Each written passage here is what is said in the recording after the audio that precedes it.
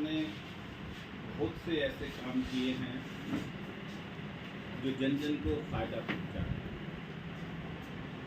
लेकिन उसके बाद भी कई बार होता है लोगों की अपेक्षाएं ज़्यादा होती हैं, उतना ना हो पाए हों। और निश्चित रूप से जितना भी विकास का कार्य होता है वो संसाधनों के आधार पर निर्भर करता है। सरकार कोशिश कर रही है कि अपनी जीडीपी को बढ़ा रही है हर तरीके से, और निश्चित रूप से बड़े बड़े काम, चाहे वो हाईवे का बनना हो, चाहे वो स्टेट हाईवे का बनना हो, चाहे वो बच्चों की क्रीड़ा स्थल के लिए बड़े बड़े स्टेडियम बनाने हों, चाहे विद्युतीकरण सही करने का हो, इस तरह के सब कामों पर सरकार पूर्ण रूप से लगी हुई है।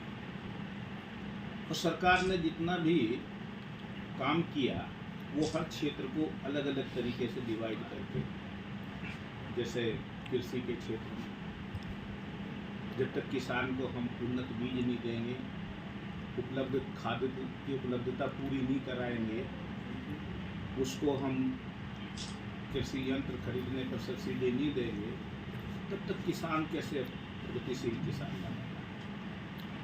आज किसान को ज़रूरतमंद होने के बाद 5 लाख रुपए तक उसको ऋण लेने की भी सुविधा है, शायद इस बजट में बढ़ाया भी है उसको।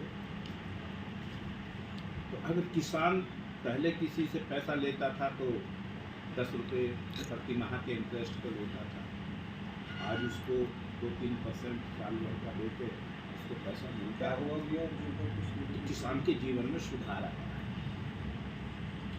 जो छोटे किसान हैं उनको प्रधानमंत्री सम्मान निधि भी दी जाती है, और उस सम्मान निधि को, जैसा मैं अभी बोला था कि कोई कहेगा ये इनसफिशिएंट है, लेकिन अगर बहुत प्यासा आदमी हो उसके लिए आधा गिलास पानी भी सफिशिएंट होता है, और अगर कोई पूरा पानी पिए हुए हो उसके लिए 1 गिलास की भी कोई मायने नहीं होते। तो इसी तरह से गरीब किसान को जो सम्मान निधि दी गई है, सम्मान का मतलब है कि जो कुछ है आपके पास सम्मान मिल रहा है, ना आपको लौटाना है और ना इसमें सोच विचार करना है। तो साल भर में 3 किस्तें आती हैं, 2-2 हज़ार रुपये की किस्तें आती हैं। छोटा किसान उससे खाद खरीद सकता है, बीज खरीद सकता है, और किसी से उसको आवश्यकता नहीं होती कि अपनी फसल के लिए 5% या 10% प्रति माह के दर पर उसको उधार उठाएं। बिजली की व्यवस्था करी है, किसानों को खेत पे दिन में बिजली मिलती है। गांव में 24 दिन में से 22 घंटे या 20 घंटे बिजली मिलती है। अब रात्रि में जाने की आवश्यकता नहीं, क्योंकि वो भी सुख की नींद सोए, ये भी सरकार का विजय है। स्कूलों की व्यवस्था अगर हम देखें तो इन 8 साल में जनपद के लगभग सभी स्कूल सुधार हुए, सब में फर्श है, सब में बैठने की व्यवस्था है, मिड डे मील सुनिश्चित तरीके से अच्छा चल रहा है, किसी तरह का कोई भ्रष्टाचार नहीं है।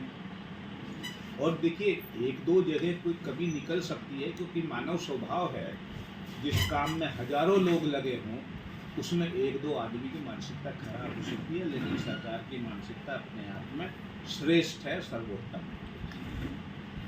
अगर हम स्वास्थ्य की बात करें, हमारे प्रदेश में डॉक्टरों की कमी थी, सरकार ने हर जनपद में मेडिकल कॉलेज खोले। जब हमने MBBS किया प्रदेश में कुल 6 मेडिकल कॉलेज थे, आज सरकारी 40 मेडिकल कॉलेज संचालित है। डॉक्टर बढ़ेंगे तो PHC पे भी आएंगे, डॉक्टर बढ़ेंगे तो गांव में भी जाएंगे, और लोगों को स्वास्थ्य की सुविधा मिलेगी। कोई ऐसा व्यक्ति ना रह जाए जो पैसे के अभाव में इलाज ना करा सके। उनको 5 लाख रुपए के बीमा की सुविधा देकर आयुष्मान योजना के तहत उनके इलाज की व्यवस्था कराई गई है।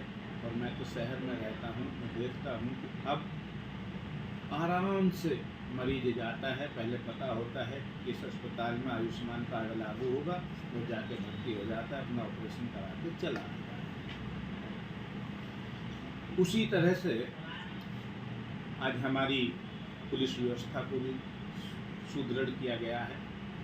लगभग इन 8 साल में 1.5 लाख पुलिसकर्मी भर्ती किए गए हैं और लगभग 1 लाख पुलिसकर्मी को प्रोन्नत किया गया है, उनको पदोन्नति दी गई है। इस तरह से आज हम देखते हैं कि हर मौके पर एक टेलीफोन लगाते ही पुलिस उपलब्ध है।